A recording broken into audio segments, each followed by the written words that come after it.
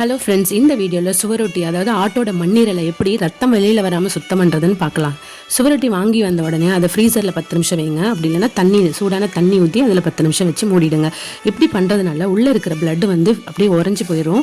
அதுக்கப்புறம் கட் பண்ணுறப்போ பிளட் வெளியில் வராது, ஈஸியாக இருக்கும். கட் பண்ணுறதுக்கு முன்னாடி வெளியில் ஜவ்வு மாதிரி லேயர்ஸ் இருக்குது பாருங்கள், அதை லைட்டாக அப்படி இழுத்தா அப்படி வரும். அது சுத்தமான சிசர் வச்சு கட் பண்ணிவிடுங்க. நார்மலாக சுவரொட்டியில் கொஞ்சம் கொழுப்பு கூட அங்கேயும் ஒட்டியிருக்கும், அதையும் இதே மாதிரி கட் பண்ணிவிடுங்க. இப்படி கட் பண்ணாமல் குக் பண்ண என்ன ஆகும்? அது ஒன்றும் ஆகாது. சாப்பிட்றப்ப அந்த ஜவ்வு நம்மளால மெல்ல முடியாது. சாப்பிட்டு முடிச்சாலும் அந்த ஜவ்வு நமக்கு செரிமானமும் ஆகாது. சுவரொட்டியில் நிறைய மெடிசினல் பெனிஃபிட்ஸ் இருக்குதுன்னு சொல்லலாம். தொடர்ந்து இதை சாப்பிட்டு வரதுனால ரத்தத்தில் இருக்கிற ஹீமோக்ளோபின் அளவு இன்க்ரீஸ் ஆகும். ஸோ ரத்த சோகை நோய் உள்ளவங்க இதை தொடர்ந்து எடுத்துக்கலாம்.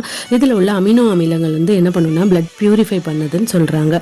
ரத்த சோகை உள்ளவங்க எனக்கு ரொம்ப நாளாக டயர்டாக இருக்கே அப்படின்னு ஃபீல் பண்ணுறவங்க எல்லாமே இது ஒரு டைம் சாப்பிட்டு பாருங்கள். உங்களுக்கு அந்த சேஞ்சஸ் நல்லாவே ஃபீல் பண்ணுவீங்க.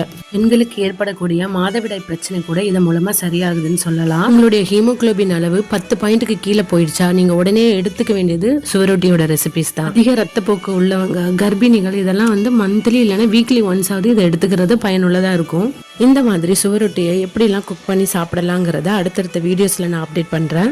இந்த பதிவு உங்களுக்கு பயனுள்ளதா இருக்கும்னு நான் நம்புறேன். இந்த வீடியோ உங்களுக்கு பிடிச்சிருந்துச்சுன்னா ஒரு லைக் பண்ணுங்க. எங்க சேனலை சப்ஸ்கிரைப் பண்ணி உங்க ஆதரவை கொடுங்க. தேங்க்யூ.